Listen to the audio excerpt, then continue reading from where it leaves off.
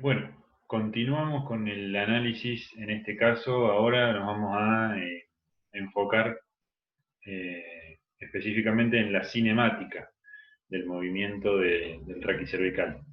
Lo vamos a empezar a dividir en seguir dividiendo en raquicervical inferior y superior, que por sus características anatómicas diferenciadas van a tener un comportamiento biomecánico también diferenciado. Podemos decir, para entrar en tema, que la cinemática estudia el movimiento de los cuerpos, pero no la causa que los produce. Es la rama de la mecánica que se encarga de esto, se define de esta forma. En biomecánica el análisis que nos aporta nos permite identificar el papel específico de las carillas articulares, configurando los planos y ejes de movimiento que una articulación va a tener. Estamos en un punto de dejar bien en claro que la, la identidad de movimiento de una articulación depende exclusivamente de su configuración articular, no de los ligamentos, no de los músculos que tiene alrededor, sino que la cantidad de planos y ejes alrededor de los cuales una articulación se pueda mover depende exclusivamente de su configuración articular. Por eso estudiamos en anatomía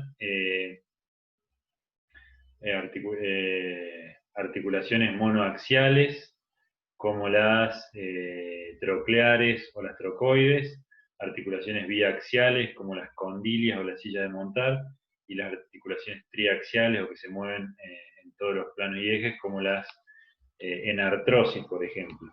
Por eso la clasificación articular está relacionada con la cantidad de planos y ejes sobre los cuales una articulación se mueve. Entonces, en el caso de la columna vertebral, esto está definido por la configuración de las carillas articulares, su tamaño, su plano de curvatura, su inclinación, su orientación, etcétera, etcétera. Por eso es tan importante de analizar la configuración de las carillas articulares.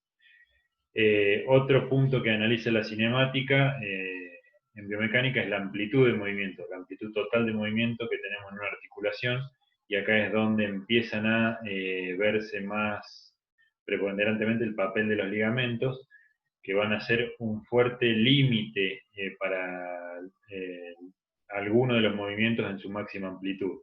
Como decía Fucci, que son los cierres de seguridad de la articulación, y como todos ustedes saben, el ligamento se pone en tensión cuando uno lo estira eh, a sus máximas posibilidades. Entonces es ahí donde los ligamentos me van a aportar límites al movimiento, van a aportar equilibrio, si se quiere, y me van a sumar a la estabilidad. No en las posiciones intermedias de las articulaciones, por lo menos en la columna.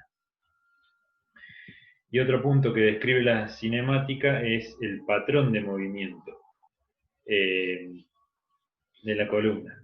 Ya hemos adelantado algo en el primer video, pero ustedes saben que el raquicervical inferior no se mueve en los tres planos de forma individual, sino que presenta un patrón de acoplamiento, ¿sí? Esto entre otras cosas. Por patrón de movimiento decimos también cómo se manifiesta la flexión. Empieza desde abajo, empieza desde arriba, se suma aritméticamente cada segmento para dar un resultado final, etcétera, etcétera. Todas estas preguntas las responde la cinemática.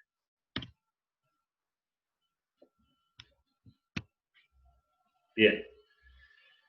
Como decíamos, las posibilidades de movimiento en articulación dependen exclusivamente de la configuración de las carillas articulares. Son ellas las que determinan si la articulación tendrá uno, dos o más planos de movimiento. El cuerpo vertebral sufre modificaciones y se adapta a la configuración que planteen las carillas articulares. Por ejemplo, en el caso del cuerpo vertebral del raquicervical inferior, se adapta un signo importante de adaptación a esto es la presencia de apófisis unciformes, ¿sí? Que se cree se desarrollan por las fuerzas de cizallamiento que se dan sobre esta región, ¿sí? En sentido transversal, anteroposterior, más que nada transversal. Entonces, en respuesta a ese comportamiento, surgen estas estructuras. Que van a guiar, van a servir como guía del movimiento en la flexoextensión, van a contribuir con el patrón de acoplamiento del raquis cervical inferior, de rotación-inclinación, ¿sí? El cuerpo vertebral tiene adaptaciones relacionadas con la configuración del movimiento que predisponen las carillas articulares. A nivel del raquis cervical superior, la adaptación es tal, en este caso, que el atlas ni siquiera tiene cuerpo vertebral y el axis tiene su diente o apófisis odontoides para formar una articulación muy específica con el atlas, ¿sí? En este caso no escapa al axioma que relatábamos más arriba, y como tampoco así la configuración de las carillas articulares, ¿sí? La movilidad de planos y ejes que tiene el raquis cervical superior depende exclusivamente de esto. Bien, a tener en cuenta cuando analizamos cinemática, recordando un poco lo que ya hablamos en el último video, la relación discosomática es muy importante. Analicen, esto está en el capítulo de generalidades del raquis de Capangi, lo pueden ubicar rápidamente ahí, que cuanto más movilidad tiene la columna, el segmento de la columna que analicemos, mayor valor tiene la relación discocorpórea, discosomática, o es mayor el porcentaje de altura del sistema que ocupa el disco intervertebral. En el caso de la columna cervical es del 20% el tamaño del disco, y tiene que ver con una columna muy móvil, a comparación, por ejemplo, del raquis torácico, que es mucho menor la relación. Habíamos hablado de la configuración cóncavo-convexa de las plataformas vertebrales, esto contribuye mucho a la movilidad, ¿sí? Y para empezar a contemplar cómo hacer el movimiento de una vértebra sobre otra de manera individual en la unidad funcional vertebral, sabemos que existen 3 planos de referencia. Sobre cada uno de esos planos, una vértebra va a describir un movimiento de rotación, por ejemplo, rotación sagital durante la flexión, pero también va a estar acompañado por un mínimo componente de traslación, ¿sí? Para la flexión va a ser sagital, para la extensión también. Ya vamos a ver que los otros planos son combinados. Lo importante de esto es que la vértebra no rota sobre sí misma para realizar el movimiento, sino que se agrega un componente de traslación, ¿sí? Que acá los podemos ver. Estos son los componentes de traslación horizontal que se dan, y aquí tenemos componentes de rotación para completar el movimiento. Los músculos estabilizadores locales que habíamos visto antes, en caso del raquis cervical inferior, podemos destacar al transverso espinoso como extensor en la región posterior del cuello, que también es rotador contralateral cuando se contrae unilateralmente, y en la región anterior podemos destacar al largo del cuello. Como están tan cerquita de las articulaciones, son los que mejor están ubicados para minimizar al mínimo posible estos movimientos traslatorios, ¿sí? Y controlarlos durante la amplitud de movimiento. Es decir, que estos músculos, si bien son estabilizadores, también actúan cediendo específicamente, cediendo en una medida justa su tensión para que el movimiento se pueda permitir, pero que el componente de traslación no sea excesivo, ¿sí? Entonces, de esta manera, los músculos estabilizadores protegen a las articulaciones sigapofisarias y a las uniones de los cuerpos vertebrales con el disco. Bien, y pasemos propiamente a los movimientos, ¿sí? tenemos, en el plano sagital habíamos dicho que el raquis cervical inferior presenta movimientos puros, ¿sí? La osteocinemática es lo que vemos, es los macromovimientos, o sea, lo que se ve, que es la extensión de la columna cervical, ¿sí? La artrocinemática describe el comportamiento de las carillas articulares, y en el caso de la extensión, la carilla que está por arriba debe deslizarse en sentido posterior e inferior sobre la carilla inferior, ¿sí? Gracias a este comportamiento, sumado en todo lo largo de la columna, en el raquis cervical inferior, es que se produce la extensión.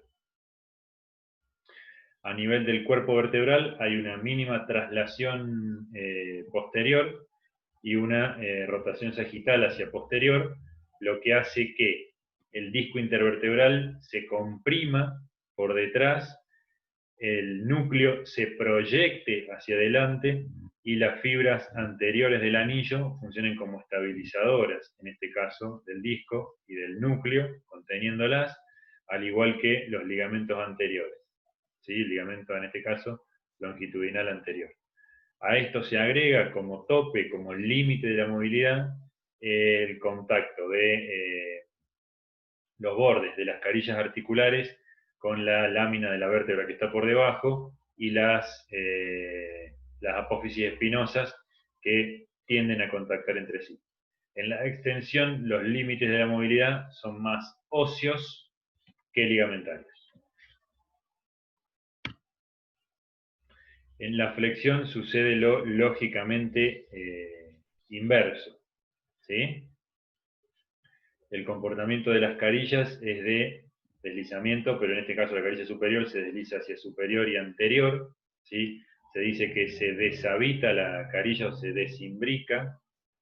El cuerpo vertebral sufre, en realidad toda la vértebra, una mínima traslación anterior controlada por los extensores intrínsecos de la columna, más una rotación hacia adelante, lo que hace que en este caso el disco se comprima por delante y el núcleo tienda a proyectarse hacia atrás, siendo las fibras posteriores del anillo las que funcionan como estabilizadoras del disco en este caso, y junto con el ligamento común vertebral posterior.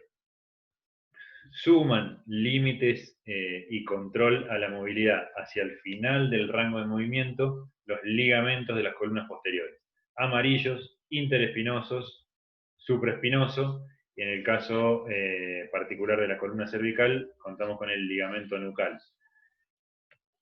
No tenemos topes óseos como límites de la flexión. En la flexión del raquis cervical, los topes o los límites de la movilidad son más ligamentarios que óseos.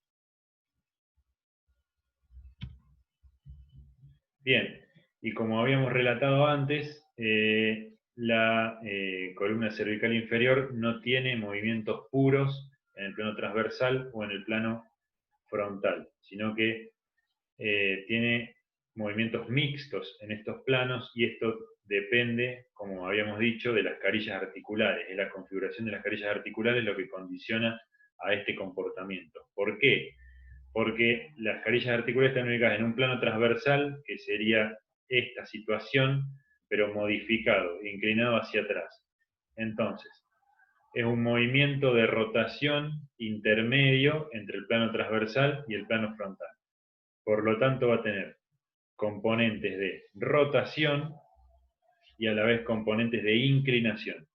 Porque cuando una vértebra rote sobre la que está debajo, la faceta del lado de la rotación retrocede, pero también obligatoriamente debe descender. Y la faceta del lado contralateral de la rotación avanza, pero obligatoriamente debe ascender. Entonces, junto con el componente de rotación, que sería el retroceso y el avance respectivo de cada una de las facetas, tenemos obligadamente, inseparadamente, un componente de inclinación que son el descenso y el ascenso de las respectivas facetas articulares, ¿sí? Por eso el raquis cervical inferior se comporta de esta manera fuera del plano sagital. Esto responde a una finalidad económica, ¿sí? No teniendo movimientos puros en el raquis cervical inferior, es mucho más económico el control. Recuerdan que habíamos dicho en el video anterior la cantidad de estructuras que hay destinadas al control, por ejemplo, de la estabilidad. Bueno, no tener movimientos puros en los tres planos reduce la necesidad de control. Esto hace más económico el control del movimiento en el raquis cervical inferior. Rápidamente describamos el raquis cervical superior. El raquis cervical superior, habíamos dicho, tiene movimientos sobre los tres planos independientes gracias a la configuración que tiene la articulación atlanto-occipital, ¿sí? El atlas con el occipital, que puede considerarse una enartrosis por la configuración de las carillas articulares. Esto está perfectamente descrito en la bibliografía, así que no me quiero detener en esto. El raquis cervical superior está configurado para realizar los movimientos más económicos de la vida diaria, ¿sí? Lo que no necesitan demasiada amplitud de movimiento. Entonces, me permite comienzo de la flexión o de la extensión, y cuando yo necesito más rango de movimiento, se lo pido al raquis cervical inferior. Lo mismo con la rotación axial. La rotación axial más económica o más cotidiana, que es la de rango intermedio que hacemos durante la vida diaria, es gracias al raquis cervical superior. Cuando yo necesito ampliar el rango de movimiento, se lo pido al raquis cervical inferior. Bien.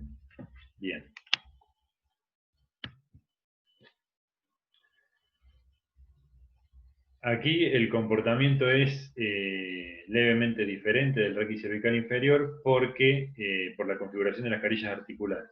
Para la flexión tenemos que hay un comportamiento diferente en la articulación superior entre el occipital y el atlas, diferente al del atlas con el axis.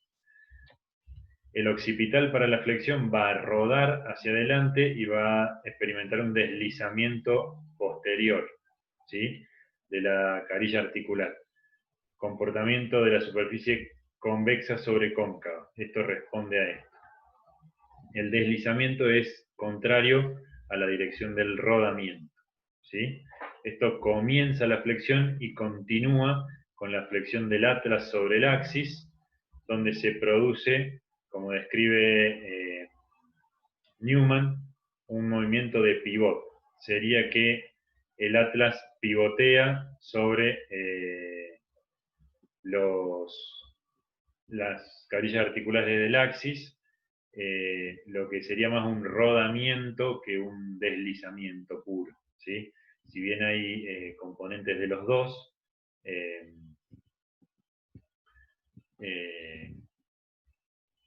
es más la rodadura limitada por el ligamento transverso. Pero si yo no tengo componente de deslizamiento, la amplitud de flexo-extensión sería muy, muy limitada por la presencia del ligamento transverso. Para la extensión sucede lo contrario. La rodadura es para atrás y el deslizamiento es para adelante en el caso del occipital sobre el atlas. Y se invierte el movimiento del atlas sobre el axis. Fíjense que no es para nada escaso el rango de flexoextensión que tienen las articulaciones del raquis cervical superior.